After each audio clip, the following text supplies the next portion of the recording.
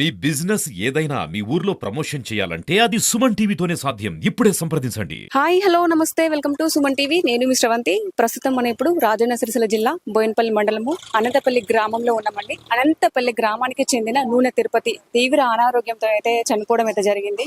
So present ఇప్పుడు మనం వాళ్ళ ఇంటి దగ్గర ఉన్నాము. నూనె తిరుపతి వాళ్ళ ఆవిడ కూడా 10 సంవత్సరాల క్రితం కూడా ఆరోగ్యం బాగాలేక తను కూడా చనిపోయింది. సో వారికి ఒక అమ్మాయి, సో ఇప్పుడు ఆ అమ్మాయి అనాథ అయిపోయింది. ఇప్పుడు ప్రస్తుతం మనం వాళ్ళ ఇంటి దగ్గర అయితే ఉన్నాము. ఒకసారి వెళ్ళి కనుక్కుందాం అసలు ఏమైంది, ఇప్పుడున్న పరిస్థితి ఏంటి. ఎందుకంటే ఒక్కతే అమ్మాయి, ఇల్లు కూడా లేదంట. సో మనం వెళ్ళి లోపలికి వెళ్ళి పూర్తి పరిస్థితులు మనం ఒకసారి తెలుసుకుందాం.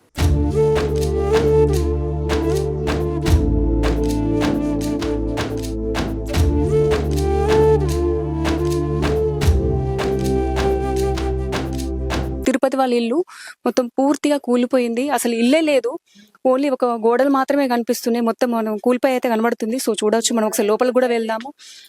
అసలు ఇదే ఇంట్లో ఉంటున్నారు నూనె తిరుపతి వాళ్ళైతే ఒక అమ్మాయితో. సో ఆ అమ్మాయి ఇప్పుడు అనాథ అయిపోయింది, ఒంటరిది అయిపోయింది. సో చూడొచ్చు, చాలా చిన్న అమ్మాయి. మనం లోపల దాకా కూడా వెళ్దాము. నూనె తిరుపతి వాళ్ళ ఇంట్లో మనం ఉన్నాము.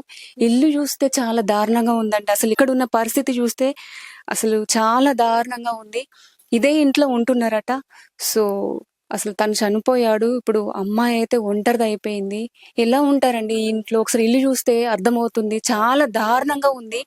ఈ ఇంట్లో ఉన్నారంటేనే అసలు, అంటే ఒక కూలిపోయిన ఇంట్లో ఇన్ని రోజులు ఉన్నారంటేనే ఆశ్చర్యం వేస్తుంది. ఒకసారి ఇల్లు పరిస్థితి చూడండి, మొత్తం కంప్లీట్ గా కూలిపోయింది. ఒకసారి అక్కడ చూపించారు. సో చూడండి, వర్షం వస్తే మొత్తం నీళ్ళే మొత్తం వచ్చేస్తే కూలిపోయింది. ఇదే ఇంట్లో ఉంటున్నారట. ఇక్కడ ఉన్నటువంటి స్థానికులు అంటున్నారు వాళ్ళకు ఆధారం కూడా ఏం లేదు, భూమి జాగా కూడా ఏం లేదు, ఒక కూలిపోయిన ఇంట్లో ఉంటున్నారు. సో ఒక 10 సంవత్సరాల క్రితము అమ్మాయి వాళ్ళ అమ్మ కూడా చనిపోయింది. ఆ అమ్మాయి చిన్నగా ఉన్నప్పుడు చనిపోయిందట. సో ఈ రోజు కూడా వాళ్ళ నాన్న కూడా చనిపోయాడు. సో చాలా దారుణమైన విషయం అండి. అమ్మాయిని తలుచుకుంటేనే బాధ వేస్తుంది. ఎందుకంటే అనాథ అయిపోయింది. వెనుక ముందు కూడా తనకి ఎవరు కూడా లేరంట. కూలిపోయిన గోడలు కనబడుతున్నాయి మనకు లోపల. వర్షం వస్తే మొత్తం కంప్లీట్ గా ఇంట్లోనే వర్షం నీళ్ళు అయితే వచ్చేస్తాయి. సో చూడొచ్చు, మనకి గోడలు వెనుక ముందు కూడా ఏమీ లేదంట. ఆధారం కూడా పొలము గాని, భూములు గాని, ఇల్లు గాని ఏమీ లేదు. ఒక ఈ కూలిపోయిన ఇంట్లో మాత్రమే వీళ్ళు ఉంటున్నారు. సో ప్రస్తుతం హర్షిత మనతో పాటు ఉంది. ఇప్పుడు తను ఒక అనాథ అయిపోయింది. చూస్తుండే బాధేస్తుంది, ఈ అమ్మాయి ఒంటరిది అయిపోయింది అని చెప్పేసి. ఎందుకంటే ఒక 10 సంవత్సరాల క్రితం ఈ అమ్మాయి చిన్న ఉన్నప్పుడే వీళ్ళ అమ్మ చనిపోయిందట.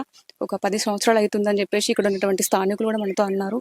సో ఇప్పుడు రీసెంట్ గా నాన్న కూడా చనిపోయాడు. సో ఇది చాలా ఘోరమైన విషయం అండి. ఇప్పుడు తను ఒంటరిది అయిపోయింది. సో తనతో ఒకసారి మాట్లాడదాం. హాయ్ రా, చెప్పు అసలు ఏమైందిరా? డాడీకి ఏమైంది? అంటే కడుపు నొప్పి, కాలు నొప్పి లేసి చనిపో. కడుపు నొప్పి, కాలు నొప్పి? అంటే ఫస్ట్ నుంచి ఉందా కడుపు నొప్పి, కాలు నొప్పి? నిన్న నైట్ నుండి. నేను నైట్ నుండి. అంటే ఆరోగ్యం బాగాలేదా ఫస్ట్ నుంచి?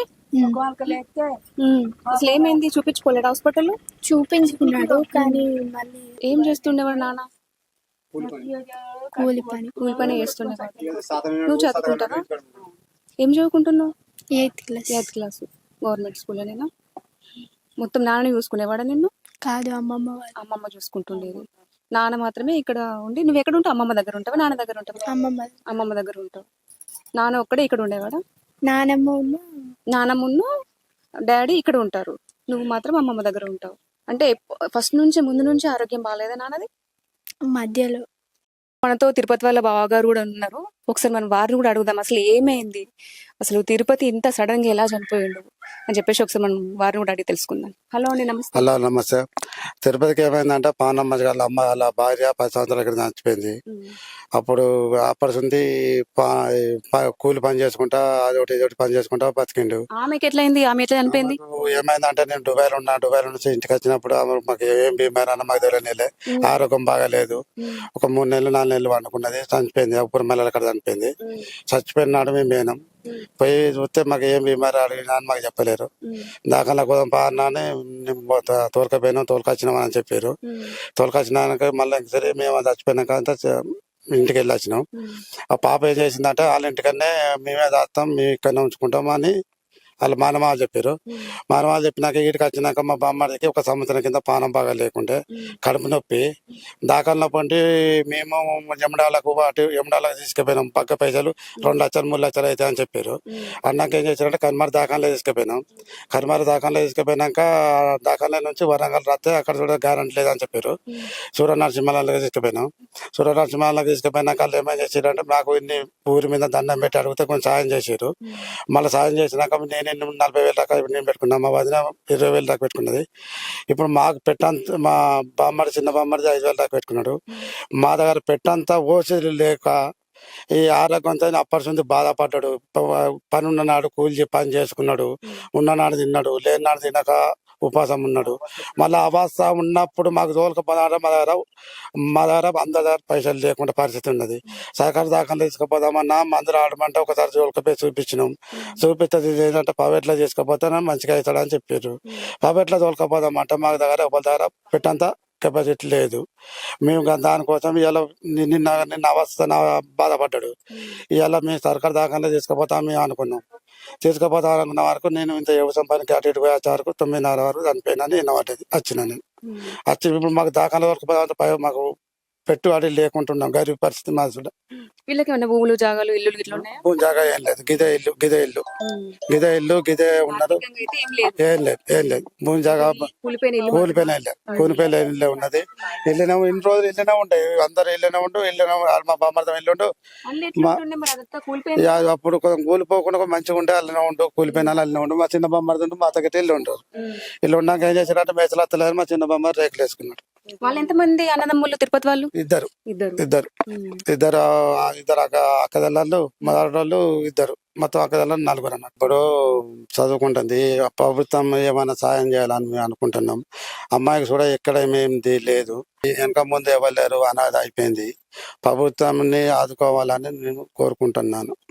అయితే లేదు నాకు కూడా ఏదన్నా ఇచ్చేటట్టు కోరుకుంటున్నా. బాధ్యత నా మనవరాలు చూసుకోవాలి, ప్రభుత్వం చూసుకోవాలి. వాళ్ళు పరిస్థితి మంచిగా లేదు.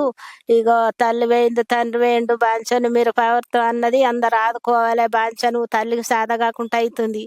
ఇక ఆమె హంగిపోయింది బాంచను. ఆ అమ్మాయి ముఖం చూసి నా ఇంత సాయం చేయాలి. బాంచను దండం పెడతా, మీకు అందరికి దండం పెడుతున్న బాంచను, మీకు అందరు సాయం చేయాలి. అమ్మాయి అనాథ అమ్మాయి తనకు అయిపోయింది. ఇప్పుడు ఏం పరిస్థితి లేదు. ఇల్లు కూలిపోయింది, భూమి లేదు, తినవదంటే తిండికి లేదు. వాళ్ళకు బాంచను మీరు ప్రభుత్వం అంతా అందరు దయచేసి అందరు మీరు అజ్జయ్యిండ్రి. ప్రజెంట్ మనమైతే తిరుపతి వాళ్ళ ఇంటి దగ్గర ఉన్నామని చెప్పేసి అన్నాను కదండి. సో ఇక్కడికి వచ్చి చూస్తేనే వాళ్ళ ఇంటి పరిస్థితి ఎంత దారుణంగా ఉందో మనకు తెలుస్తుంది.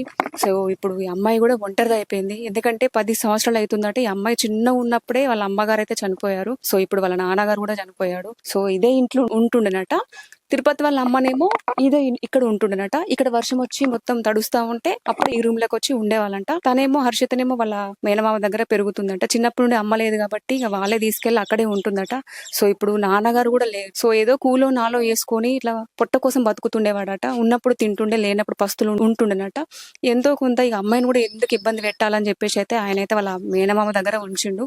సో ఇప్పుడు తిరుపతి వాళ్ళ అమ్మగారు కూడా కొంచెం ఏజ్ అయిపోయింది. కొంచెం ఆమె పరిస్థితి కూడా మంచి లేదు. బీపీ షుగర్ అవన్నీ కూడా ఉన్నాయట. నేను ఎప్పుడు పోతానో ఏమో నాకు తెలియదమ్మా. నా మన్మరాలను చూసుకోవడానికి ఎవరు ఉన్నారు? ఇప్పుడు నా కొడుకు లేదు, నా కోడలు కూడా లేడు. ఇప్పుడు నా మన్మరాల పరిస్థితి ఏంది? ఎవరైనా ఎన్ని రోజులని ఆ అమ్మాయిని చదువుతారు? ఎవరు ఎన్ని రోజులు ఆ అమ్మాయిని చూసుకుంటారు? సో ప్రభుత్వం కూడా ఈ అమ్మాయిని ఆదుకొని దయచేసి ఎంతో కొంత ఆర్థిక సహాయం అందేయాలని చెప్పేసి అయితే వాళ్ళ అమ్మగారు అయితే మనతో అనడం అయితే జరిగింది. సో ఆ అమ్మాయి వాళ్ళ మామగారు కూడా మనతో మాట్లాడారు. వాళ్ళకి భూమి జాగా కూడా ఏమీ లేదంట. కొంచెం తాగుడుకు అలవాటు అయిపోయిండు, కొంచెం డిప్రెషన్ కి లోనయ్యిండు. ఎందుకంటే వాళ్ళ ఆవిడ ఎప్పుడో చనిపోయిందంట. బాగా దాని గురించి ఆలోచిస్తూ ఉండేవాడు. దాని వల్ల కొంచెం తాగుడుకు అలవాటు అయిపోయి ఆరోగ్యం పూర్తిగా క్షీణించి చనిపోయిండని చెప్పేసి అయితే ఆయన అయితే మనతో అనడం అయితే జరిగింది.